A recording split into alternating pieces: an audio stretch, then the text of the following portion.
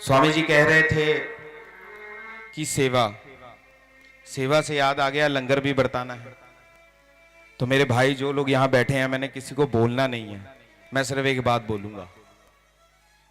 हमारे आराध्य देव ने कहने की कृपा की है कि सेवा से सद्गुण हैं आते, जिससे जीवन सुखमय होता, जिसमें है सेवा भाव नहीं, शाही सुख चैन कहां होगा।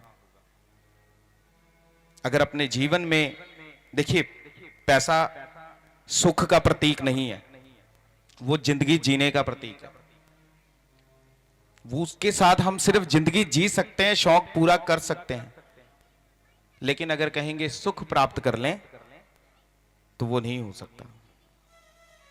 सुख केवल और केवल ईश्वर की भक्ति से ही प्राप्त होगा। दुख तो जीवन का वो पहिया है जो सारी उम्र हमारे साथ पीछे पीछे चलेगा, लेकिन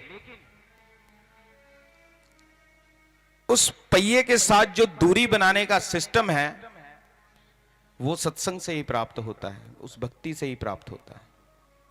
लेकिन कंडीशन है कि भक्ति में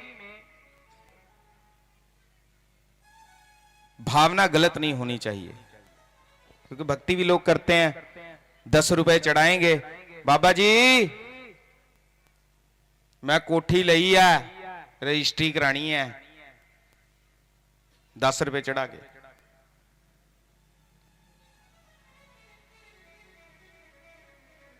सुख केवल भक्ति से ही मिलेगा, लेकिन भक्ति में भाव होना चाहिए।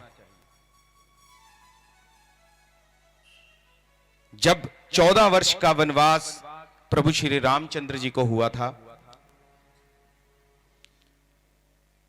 तो सबको दर्शन दिए थे उन्होंने।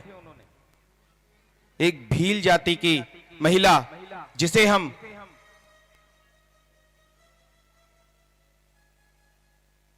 नाम भूल गया, शबरी भील जाति की थी, सबसे छोटी जाति की। उनके अगल बगल में जितने संत महापुरुष बैठे थे ना, तपस्या कर रहे थे हजारों साल से। उस महापुरुषों ने पता क्या बोला कि तेरे दिमाग में वहम है, तू एक छोटी जाति की महिला, क्या राम तेरे घर आएंगे?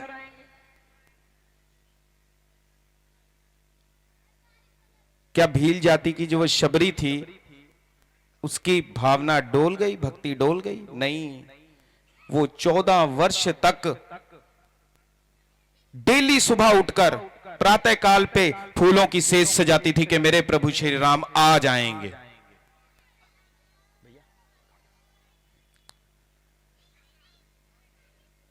मैं इसलिए कह रहा हूं, सुनने वाली बात है।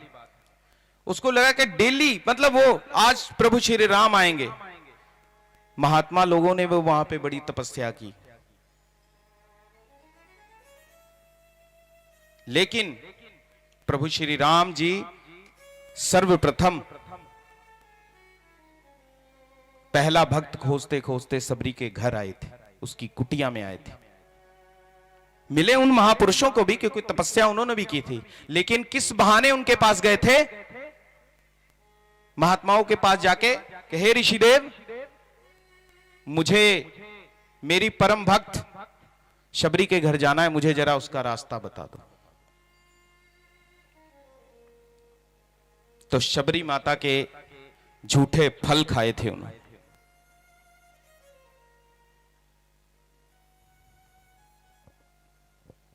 प्रभु श्री रामचंद्र जी ने उनके झूठे फल खाए थे, क्योंकि सुदामा के तंदुर में कोई शक्ल ना थी, प्रेम था। बाई मीरा के कीर्तन में कोई नकल ना थी, प्रेम था।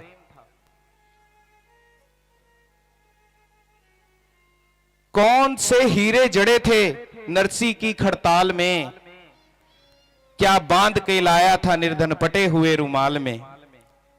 वन में भी जाकर का खाया द्रौपदी के थाल में,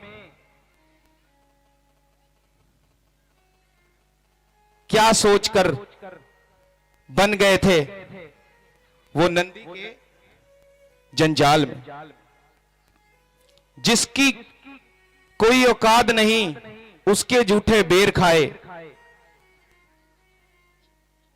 दरअसल हीरे चमन ये प्रेम की बात है, इसको बयान शब्दों में करना सूरज को दीपक दिखाने योग्य होगा। भक्ति भाव से होनी चाहिए, प्रेम से होनी चाहिए।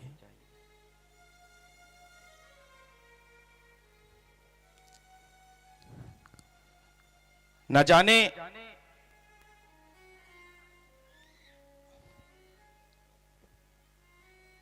मुझे मेरे आज पिताजी याद आ रहे हैं,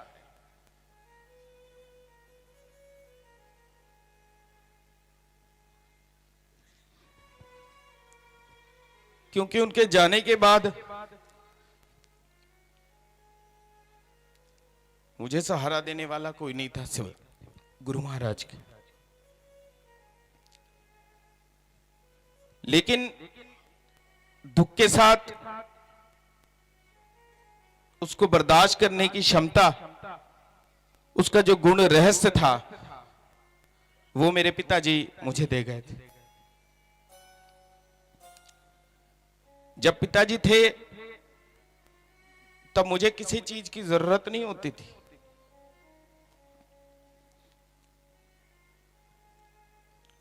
चाहे कहीं जाने की, कहीं आने की, या घर के चिंता की। क्योंकि मैं जब भी अपने काम पे निकलता था तो शाम को सिर्फ 10 बजे मेरे पिताजी ही मुझे फोन करते थे कि दीपक घर कब आएगा।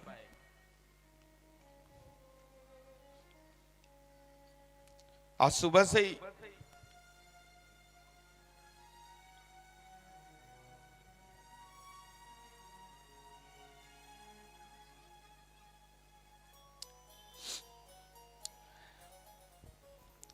ही आज मैं उनको बहुत याद कर रहा था, क्योंकि ये जो आयोजन है ये उन्हीं के ही देन है।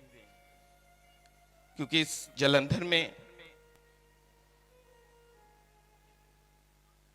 संत मत को आगे लेकर आना, पंजाब में उसको और विख्यात करना, मुझे कहने की जरूरत नहीं है, समाज जानता है।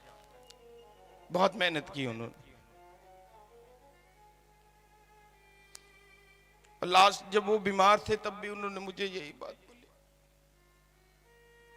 कि बेटा, जिंदगी में अगर कभी दिहाड़ी भी करनी पड़ जाए ना, तो अपने गुरुवर को मत छोड़ना, अपने गुरु को मत छोड़ना।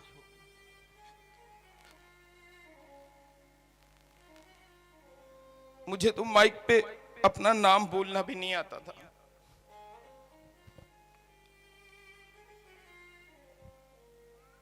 लेकिन आज जो कुछ भी हूं उन्हीं की बदौलत हूं। मेरे पिताजी आज जो इस चैनल के माध्यम से जो सत्संगीगण इस प्रोग्राम को देख रहे हैं, ये उन्हीं की देन है, पिताजी की। ये चैनल उन्हीं का है। आज समाज देख रहा है, शायद उसी के ही कोई पुण्य का फल हम परिवार को मिल रहा है। मैं इसीलिए ये सत्संग को आगे लेकर के आ रहा हूं, ताकि मेरे पापा ने बहुत संघर्ष किया था इस चीज को, मैं भी उस चीज को आगे लेकर के आया हूं। आप सबसे निवेदन है कि आप लोग अपना इसमें तन मन धन देकर मेरा मनोबल बढ़ाएं, ताकि मैं समाज के लिए अध्यात्म के तरीके से समाज के बच्चों को, बूढ़ों को और अपने युवाओं को इस सत्संग से जोड़ूं। क्योंकि मैंने सुबह भी बताया कि जिसके पास अध्यात्म का ज्ञान है, दुनिया में उसको किसी चीज, कोई चीज ऐसी नहीं है जो उसको हरा सकेगा, जिसके पास अध्यात्म का ज्ञान है। क्योंकि हमारी बोली ही हमारी डिग्री है। कॉलेज में जाके हम डिग्रियां ले सकते हैं, लेकिन अध्यात्म का ज्ञान वो इस मंच से ही मिलेगा, इस सत्संग से ही मिलेगा।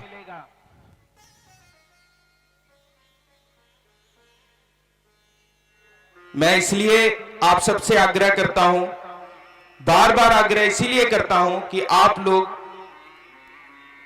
समाज में रहते हैं, विचरते हैं, बहुत जगह जाते हैं, हर जगह जाइए, शादी में भी जाइए, लोगों के दुख सुख में भी जाइए, भाई बंधु के घर में भी जाइए, लेकिन आपके नगर में, आपके जिले में, आपके राज्य में जहां सत्संग हो वहां जरूर जाइए। और मैं आप सबसे एक छोटा सा वादा चाहता हूं, सुबह 8 बजे ठीक इसी प्रकार आपको यह पंडाल भरना है। अगर आप लोग सहमत हैं तो एक बार मेरे साथ हाथ उठाकर जय घोष लगा दिया, श्री सद्गुरु महाराज की। मुझे भरोसा है आप 8 बजे भी आएंगे, फिर शाम को भी आएंगे। कल और भी बहुत सारे कार्यक्रम हैं।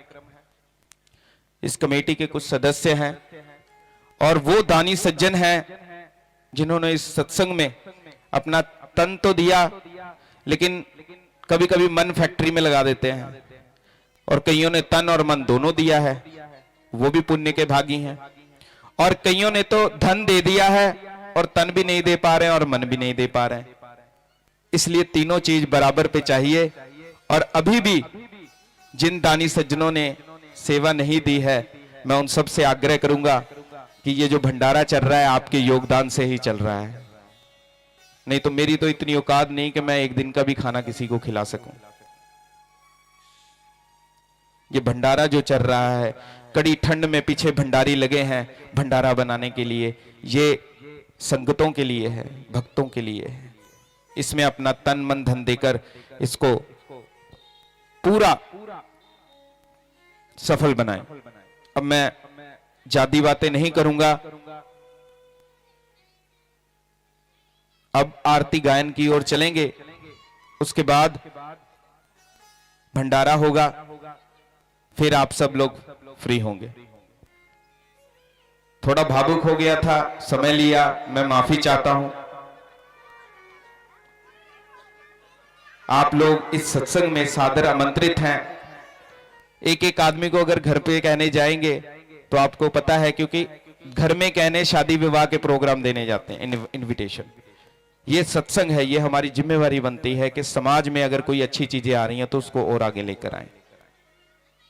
पुनः एक बार हाथ ऊपर उठा के बोलिए प्रेम से, श्री सद्गुरु महाराज की, श्री सद्गुरु महाराज की, श्री सद्गुरु महाराज की। अभी हम लोग दीपक जी को सुन रहे थे, भाव में आ गए थे। इनके पिताश्री नहीं रहे, पहले इनके पिताश्री हमें बुलाया करते थे, बहुत सम्मान करते थे साधुओं का। आज उनका नाम है, उनके ही सुपुत्र अपने पिता के नक्शे कदम पर चल रहे हैं, आपके समाज में हैं। आपका सहयोग है और होना भी चाहिए, ताकि ऐसे जो अच्छे कामों को करने के लिए आगे आते हैं उनका उत्साह बढ़ना चाहिए, उनका सहयोग करना चाहिए। इससे हमारे समाज का भला होता है और हमारे समाज में एक नया और पवित्रता का, शुद्धता का संचार होता है। तो ऐसे कार्यक्रम में हम सबको मिलजुल करके भाग लेना चाहिए और दीपक जी का सहयोग करके आगे बढ़ना चाहिए।